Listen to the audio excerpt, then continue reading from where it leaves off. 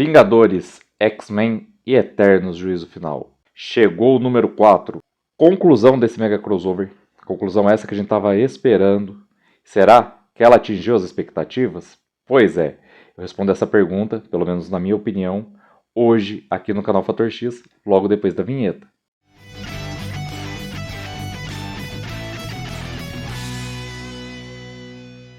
Olá! Eu sou Inácio Santos, este é o Fator X, o nosso canal sobre X-Men, e hoje trazendo até vocês Vingadores, X-Men e Eternos, Juízo Final número 4, última parte da minissérie desse mega crossover. Isso daqui começou, gente, de certa maneira começou aqui com o dia do quadrinho grátis. Essas histórias que estão aqui dentro depois foram republicadas, por isso que eu digo mais ou menos que começou, porque você podia encontrar elas em outros exemplares. Nós tivemos 4 edições mensais, trazendo as minisséries principais que contavam crossover lá nos Estados Unidos e que foram traduzidas e encadernadas pela Panini, até chegar ao número de hoje. E tivemos diversos tie-ins. Desses tie-ins, eu queria destacar 3 aqui, que são as histórias que a gente viu na revista X-Men. X-Men 58, com Hellfire e Gala, um prelúdio ainda, e X-Men 59 e depois X-Men 60, cujas histórias são completamente amarradas com o conteúdo de Juízo Final. Inclusive, muito importante, a nossa playlist completa está aqui no canal da saga Juízo Final, inclusive com outros tie-ins menos importantes, como as participações do Wolverine e da X-Force, que são todas publicadas na revista do Wolverine. Você encontra tudo lá. Então, se você ainda não começou a saga, não começa pelo número 4. Se você vai acompanhar só pelo resumo completo aqui do canal, vai lá para o nosso vídeo de X-Men 58, depois... Aí na sequência da playlist, inclusive, vai ter Juízo Final número 1, vai ter X-Men 59, Juízo Final número 2, X-Men 60, Juízo Final número 3. E agora a gente chega ao número 4. E daí você vai entender tudo. Se você está lendo as revistas, a ordem que eu coloquei, essa mesma ordem que eu falei, mas a ordem que eu coloquei aqui na descrição com os links Amazon para você adquirir as revistas é a ordem de leitura. Inclusive eu acrescentei revistas. Ou até te avisei que tal revista não tinha tanto a ver com a saga, apesar de estar no checklist oficial aqui. É o caso de um número da revista do Wolverine, que eu até entendi por quê, porque é o começo da história do Kraven, que depois vai se ligar a Juízo Final. Então, eu vou fazer hoje para vocês em 2 partes, como sempre. Toda vez que sai revista mensal, lançamento, aqui é assim. Eu faço um review sem spoilers, onde eu falo minha opinião sobre a revista, sobre a história em si, personagens, a escrita, a qualidade, o preço. E outra parte que eu resumo completo, para você que só acompanha as sagas dos X-Men aqui pelo canal Fator X.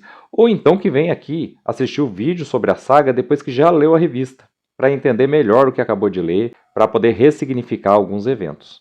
Então sempre é assim aqui, na descrição você encontra a minutagem, encontra, como eu falei, os links Amazon para adquirir os exemplares que eu cito no vídeo e vários outros exemplares com histórias dos mutantes que estão disponíveis para você adquirir. E sempre que você compra por esse link, você ajuda o canal Fator X. Aqui também tem o número de celular que serve para fazer um Pix para mim, que sou o único administrador do canal. Com esse dinheiro eu invisto em infraestrutura, no nosso cenário, em mais revistas para trazer vídeo. É também o mesmo Pix, a mesma chave Pix que você acessa ao apontar seu celular para esse QR Code que eu deixo o tempo todo aqui do lado nesses vídeos mais recentes. E aqui na descrição, além disso, você encontra também as redes sociais do canal Fator X e os nossos grupos de WhatsApp e Facebook. Agora vamos lá para a primeira parte, review sem spoilers de Vingadores, X-Men e Eternos, Juízo Final número 4, conclusão. Bom, gente, antes de começar o review sem spoilers do número 4, eu queria lembrar vocês de uma pequena avaliação que eu fiz no review sem spoilers do número 3. Falei, olha, essa edição... ela é um pouquinho, né? Ela é um breve interlúdio, porque ela tem menos ação, porque ela tem 2 edições especiais. Ela tem 2 meio que tie-ins, mas tie-ins mesmo, né? Edições específicas da saga dos Vingadores, mas meio que uma história solo do Homem de Ferro, e do Star Fox, o Eros dos Eternos de Titã. E aí isso quebra um pouco o ritmo e tal. E quando eu falei isso, eu falei, olha, mas o final, quando a gente chegar ali no número 4, vai ter inclusive um final apoteótico. Só que eu não levei em conta o checklist do número 4, porque na verdade tinham mais 2 edições desse estilo para sair no número 4, que dá metade da revista, que é justamente o tie-in dos X-Men, que traz uma história solo da Jean Grey, e o tie-in dos Eternos, que traz uma história solo da Jack, a Jaque, a mensageira, a sacerdotisa dos Eternos. Eu digo história solo, mas elas estão reunidas com o grupo que elas estão, mas são 2 momentos em que elas têm mais destaque, apesar da participação dos outros. Metade da edição brasileira vai ser dedicada a essas 2 histórias, mas também diferente da história do Homem de Ferro, são histórias mais importantes para o entendimento da saga. A história do Homem de Ferro foi importante para a gente chegar à conclusão, isso na edição passada, que o Celestial Progenitor ainda estava testando pessoas, né? Ainda estava testando humanos e mutantes, então ele parece não ter chegado ao seu veredito. Aqui os testes dessas 2 personagens, de Jean Grey e de Jack, né? Eu não tenho muita certeza dessa pronúncia, eu não prestei atenção quando assisti ao filme dos Eternos. Vou falar Jack mesmo, tá? Porque eu fico tentando falar inglês, me enrolo todo aqui. Então, o teste dessas 2 é mais relevante para a conclusão da saga. Aí a gente tem a edição da conclusão da saga em si, né? A edição, o último número do que foi a saga Juízo Final lá nos Estados Unidos, porque aqui a minissérie encaderna várias revistas. E depois disso, a gente tem Juízo Final Ômega, ou seja, uma edição que é com as consequências, que é com depois de ter se resolvido tudo. E essas consequências são bem importantes, mas são, no geral, importantes para os Eternos. Então você que acompanha a revista dos X-Men, muito provavelmente você acompanha a revista dos X-Men, por isso está nesse canal que é totalmente dedicado ao X-Men, pode não aproveitar tanto a edição Ômega, mas mesmo assim tem uma revelação importante sobre Krakoa, que eu achei bem legal. É uma reviravolta razoável. É parte de coisas que já estava se construindo sobre a ilha, mas mesmo assim eu achei bem interessante, isso está dito com todas as letras. Aqui se estabelece um novo paradigma, uma nova relação entre a humanidade e os grupos antimutantes. Na verdade, um grupo antimutante específico, que é a Orcs. Os mutantes vão sair tendo que lidar com mais esse problema a partir da conclusão de Juízo Final. Fora isso, a maior parte das consequências é para os Eternos. E para mudar o status quo dos Eternos, que é o que a gente vê na edição Ômega que vem logo em seguida, Vingadores e X-Men ficam um pouco abalados. Voltando à conclusão, a conclusão também é centrada na relação com os Eternos, em que pese que a participação dos X-Men dos Vingadores é importante para a conclusão. Então, se você é um X-maníaco, você pode olhar e falar, puxa, mas é isso, mas tal, mas e o protagonismo dos X-Men e tal? Gente, o protagonismo dos X-Men estava nas edições que eu citei para vocês. Nas 3 edições de X-Men que tiveram as revistas mensais que foram mais interligadas a Juízo Final, que era nos Estados Unidos a revista X-Men mesmo, escrita pelo Jerry Dungan, a revista X-Men Red, do Al Ewing, e Immortal X-Men, do Kieron Gillen. Immortal X-Men é a mais ligada mesmo ao Juízo Final, que o Kieron Gillen foi quem escreveu o Juízo Final. Já no caso de X-Men Red, ela é a que mais lida com consequências de Juízo Final. Então o protagonismo dos mutantes está lá. Essas edições aqui, a minissérie Juízo Final, para você que é X-maníaco, vai servir mais para quê? Para você entender o que você está lendo na revista X-Men. Então, tenha isso em mente quando você for ler o número 4, tá? Por isso que eu estou deixando bem claro aqui. O final é um final que já estava se desenhando. É um final que tem a ver com algumas das conclusões do número passado. Então, não tem nada de muito surpreendente no final. Agora, vamos lá para o resumo completo de Vingadores, Eternos e X-Men. Juízo Final número 4. Juízo Final X-Men. Então aqui a gente tem o teste de Grey. Ele acontece durante a incursão da Força Expedicionária composta por Vingadores, Eternos e X-Men dentro do Celestial Progenitor, que antes de ganhar vida era a base dos Vingadores no Ártico. Durante essa invasão, na edição passada, como eu falei no review sem spoilers, o Homem de Ferro já foi testado. Isso é bem estranho, porque o Celestial Progenitor já deu seu veredito, está inclusive destruindo o planeta nesse momento. É por isso que eles estão invadindo, estão entrando dentro do corpo dele para poder destruí-lo. Destruí-lo antes que ele destrua o planeta, né? Mas a Jean Grey é testada e a gente vê ela sendo confrontada com várias coisas. Desde da omissão dela ao deixar o Conselho Silencioso para integrar os X-Men, e omissão assim relativa a essa interpretação do Celestial, porque ela decidiu deixar de tomar decisões importantes para toda a nação e fazer parte de um grupo de super-heróis ao invés disso. Então ele mostra ela com as mãos presas, sem poder tomar decisões importantes para Krakoa, porque decidiu ficar com os X-Men eleitos. Em seguida a isso, a gente vê ela ser julgada pelos crimes cometidos pela Fênix, uma entidade que substituiu Jean Grey, e não a própria Jean Grey. Inclusive, ela argumenta isso com o Celestial Progenitor, mas ele não leva em conta. Inclusive, ele diz que ela própria não leva em conta. Afinal, ela está tentando compensar tudo que a Fênix fez, como se fosse ela mesma. E diz mais, fala, ó, você diz que salvou o mundo de jogos, que já foi mostrado na revista X-Men, beleza, mas isso é realmente equilibrar a balança? Seus amigos, sem você, não teriam conseguido fazer o mesmo? Então ela fica ali meio balançada. O Sinistro e o Wolverine usam a telepatia do Sinistro para entrar no meio do julgamento dela, interferir, acabam expulsos pelo Celestial Progenitor e ela termina reprovada. Mesmo amparada ali pelo Wolverine, ela está se sentindo mal e é nesse estado de espírito que ela vai continuar o resto da saga. Juízo final, Eternos. É a hora do Celestial Progenitor julgar mais uma membra dessa força expedicionária. Agora a sacerdotisa dos Eternos, a Jaque. E aqui o julgamento também vai ser duro com ela. Ela vai ser confrontada com todos os atos de fé cega que ela faz em nome dos Celestiais, desde que ela foi criada para, junto com os demais Eternos, servir ao experimento no planeta Terra. Então a gente vê humanos que ela matou, a gente vê humanos que perderam a vida para que ela voltasse à vida e ela continuasse servindo aos Celestiais, até o ponto dela dar vida a um Celestial quando não existia nenhum presente para mandar nos Eternos, no caso, o próprio Celestial Progenitor. Só que aqui tem uma reviravolta, porque ela joga na cara dele, ele também está sendo julgado por ela, porque ela criou ele com suas expectativas, esperando que ele fosse um deus à altura dos Eternos. E ele está se revelando indigno. E ao falar isso, ela interrompe o seu próprio julgamento, o julgamento que ele faria dela. O Celestial Progenitor afirmou ter reativado os firewalls que impediam os Eternos de ter suas mentes dominadas pelos mutantes. Esses firewalls foram desligados de propósito para que os mutantes pudessem telepaticamente entrar na cabeça de cada Eterno e desativar um outro firewall, uma diretriz que os impede de atacar os Celestiais, inclusive o Celestial Progenitor. Isso parece impedir a Jaque e Cersei de lutar contra ele na batalha final, mas ele diz que desabilitou também a primeira diretriz, ou seja, pela primeira vez na saga inteira ele deu realmente livre-arbítrio para as duas. Apesar do julgamento de Ajak tomar a maior parte desse tie-in, nós temos também um flashback mostrando por que Cersei foi reprovada pelo Celestial Progenitor. Em um momento no passado, ela manipulou Ikaris, que desejava revelar a toda a humanidade o segredo da ressurreição dos Eternos, que para um Eterno ser ressuscitado, um humano aleatoriamente perde sua vida. Cersei conseguiu convencê-lo do contrário, usando inclusive outros Eternos em sua trama, e o Celestial Progenitor a rejeitou por conta disso. Ela não conta isso ao Homem de Ferro, que a está questionando, mas essa informação vai ser importante para a conclusão. E é a partir daí que a gente entra no último número de Juízo Final.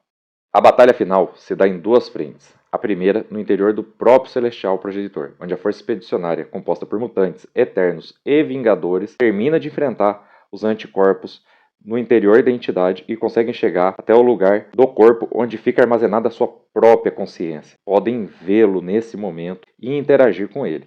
Enquanto isso, o corpo do Celestial Progenitor avançou sobre a Cidade dos Eternos, onde os mutantes estão refugiados, o restante dos Vingadores está fortalecendo a defesa junto aos mutantes e cerca de 1 bilhão de humanos apenas sobreviventes dos cataclismos iniciados pelo Celestial Progenitor estão abrigados também. Ele veio para terminar o serviço. E vocês se lembram que em X-Men 60 o Noturno sequestrou Moira McTarget? Pois é, eu acreditava que se tratava de um plano mais elaborado para hackear a Terra ou talvez o próprio Celestial Progenitor, mas não. Só foi feito com um intuito, que a Orcs entrasse na jogada. A Orcs vem resgatar Moira e é obrigada a lutar contra o Celestial Progenitor. Nessa batalha final, até humanos normais empunham as armas do arsenal de Uranus para lutar contra o Celestial Progenitor.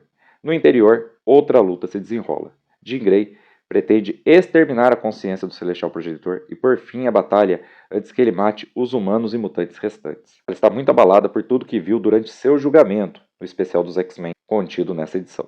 O que acontece é que ela é impedida por Ajak. Nessa hora, a gente acredita que a Ajak mudou de lado, está protegendo o Celestial. Mas, na verdade, ela está recorrendo ao argumento do próprio Tony Stark. Tony Stark percebeu que o Celestial ainda estava testando algumas pessoas. Isso quer dizer que a sua opinião poderia ser mudada. Assim, a Força Expedicionária, ao invés de lutar contra a consciência do Celestial, começa a gastar energia tentando convencê-lo.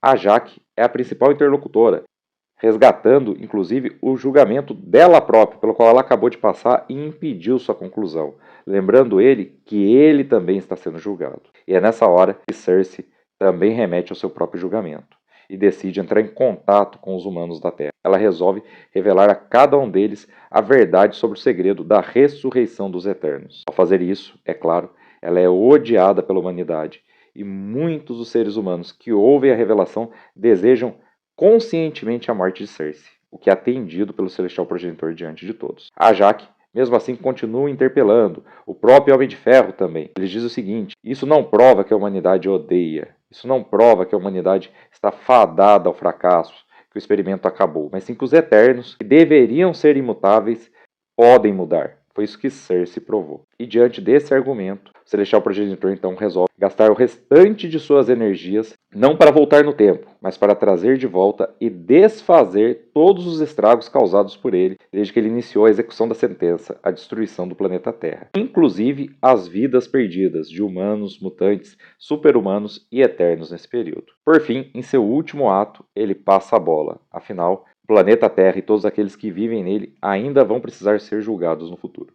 Assim, ele doa grande parte da sua energia para a Jaque, tornando ela uma eterna, mas também uma celestial. Aqui é importante ressaltar que tudo que foi desfeito foi aquilo que foi feito pelo próprio Celestial Progenitor. Os estragos feitos por Uranus, a morte de Cersei, apesar de ser causada diretamente pelo Celestial Progenitor, mas que foi desejada pelos humanos, e vários outros eventos ao longo da saga, não são desfeitos. Ou seja, tudo volta ao normal, só que não. Inclusive, a memória de todos os participantes, inclusive cada um dos humanos, dos civis envolvidos, até aqueles que morreram, foi mantida. Eles se lembram de ter morrido durante os cataclismas, se lembram do que fizeram, se lembram das revelações que seus familiares fizeram pouco antes de morrer, ou pouco antes de ver que tudo estava perdido. E agora todo mundo vai ter que conviver com isso. E a Jaque Celestia, entidade surgida da doação de poder do Celestial Progenitor à Jaque, percebe que a humanidade ainda está em julgamento todos os dias. A autoridade de Zuras é restaurada por Star Fox, ele volta a ser o governante dos Eternos, cede, como um pedido de desculpas aos X-Men, a raça mutante, 1 hora de uso dos poderes, dos préstimos de Uranus, quando for necessário, e dá uma espécie de item tecnológico que vai garantir isso aos X-Men.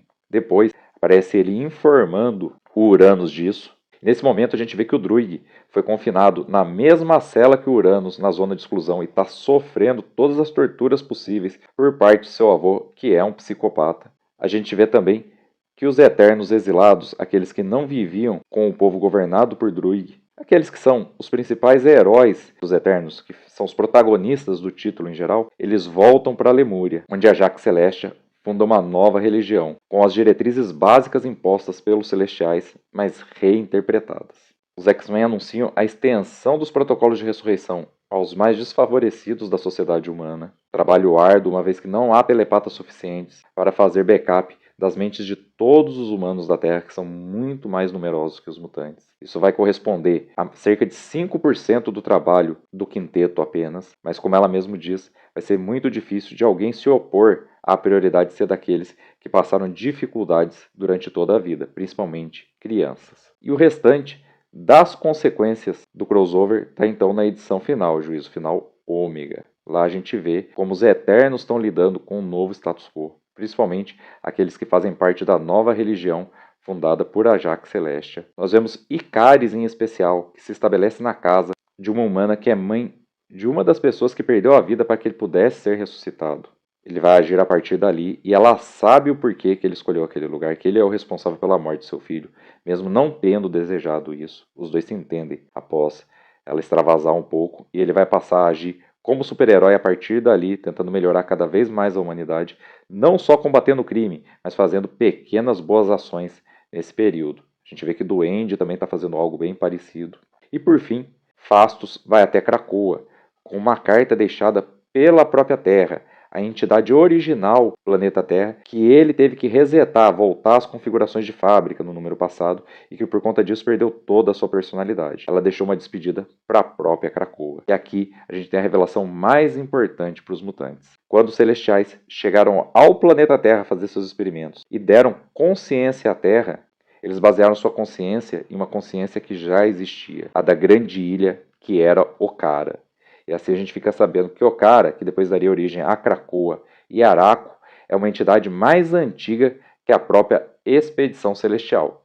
Como eu disse, a maior parte das mudanças é pros Eternos, que agora são tão ou mais odiados que os mutantes, mas a revelação sobre Krakoa foi o suficiente para mim aqui na conclusão. E não é uma daquelas sagas que zerou tudo no final, né? Ela se conclui com tudo voltando ao normal, mas as pessoas têm memória de tudo que aconteceu e têm que lidar com as consequências de suas próprias decisões e dos super-humanos que protegem a Terra, inclusive os Vingadores, que participaram da criação do Celestial Progenitor. E com as consequências mostradas em Juízo Final Ômega, termina Juízo Final número 4 da Panini e também o vídeo de hoje do canal Fator X. Espero que você tenha gostado. Se você gostou, não deixe de curtir o vídeo, aproveite e se inscrever se ainda não é inscrito. Ative o sininho para receber as notificações e, com as notificações ativas, volte para os nossos próximos vídeos. Eu espero você de volta para todos eles. Mas antes de me despedir, queria lembrar vocês da campanha no Catarse do livro sobre os 60 anos dos X-Men, que tem inclusive um texto meu sobre as mortes e ressurreições dos mutantes, que foi organizado por Guilherme Smith, que tem vários youtubers, podcasters e outras pessoas ligadas ao universo mutante produzindo textos para esse livro. E o link também está aqui na descrição, inclusive é um dos primeiros links, e eu espero demais o seu apoio também para esse projeto. Tenho certeza que ao adquiri-lo você vai gostar muito do livro. Eu, pelo menos, gostei demais de escrever minha parte e tenho certeza que os nossos colegas se dedicaram demais também. Então, espero você lá também, no Catarse, apoiando essa iniciativa. No mais, até o próximo vídeo e um grande abraço!